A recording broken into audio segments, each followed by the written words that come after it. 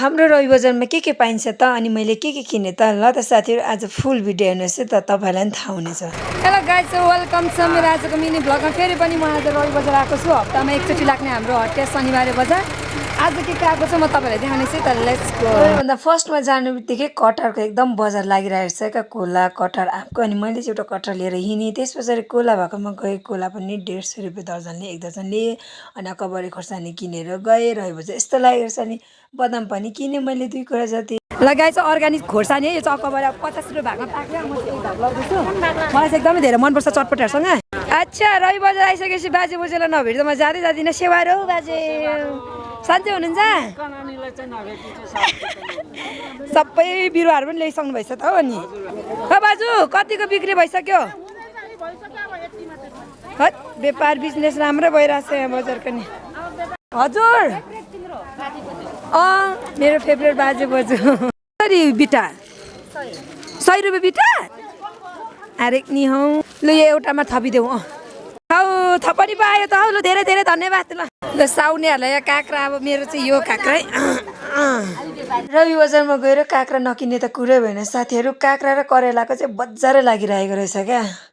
ए हो दाजु ल धेरै धेरै धन्यवाद। फेरि हेरिदिनुहोस् ल। अनि मैले नछुटाइ किन्ने भनेको चाहिँ आलुको चिप्स हो। आलुको चिप्स चाहिँ मेरो फेभरेट हो क्या साथीहरू। हाम्रो रवि बजारमा चाहिँ बाँसबाट बनिएको नाङ्लो ठुङ्सेहरूको पनि कमी चाहिँ हुँदैन ल। यत्तिकैमा आउनुपर्छ। देवा अब अपडेट गर्नु पर्यो नि। रवि बजार यस्तो लाग्दैछ भनेर कतिजनाले हेर्नु रुचाउनुहुन्छ। ल देवा ल। सागको पनि अब चाहिँ सिजन गएछ। यो बुढी कसरी भाग?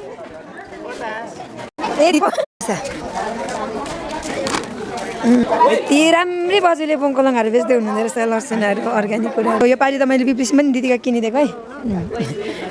तपाईँलाई धेरै धेरै धन्यवाद। एक बाग अदुवा पनि लगियो।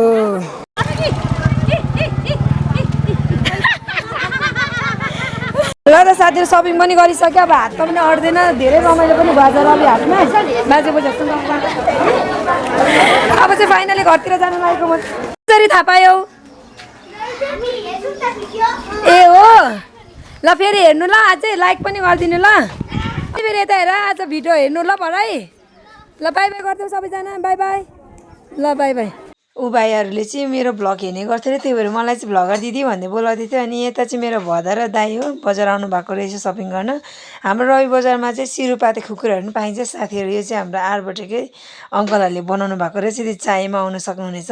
ल त फाइनली मैले चाहिँ सामानहरू सबै सपिङ गरिसकेँ। अब बजारबाट म चाहिँ घर फर्किन लागेको। घर पनि चट्ट आइसकेँ। अनि मेरो मम्मीलाई चाहिँ खानेकुरा मैले टन्न लिएर मम्मीको अगाडि राखिदिएको थिएँ। खोर्सानी चाहिँ हाम्रो फेभरेट हो नि त। सबै फेभरेट हो। अझै धेरै खोर्सानी झन् फेभरेट हो।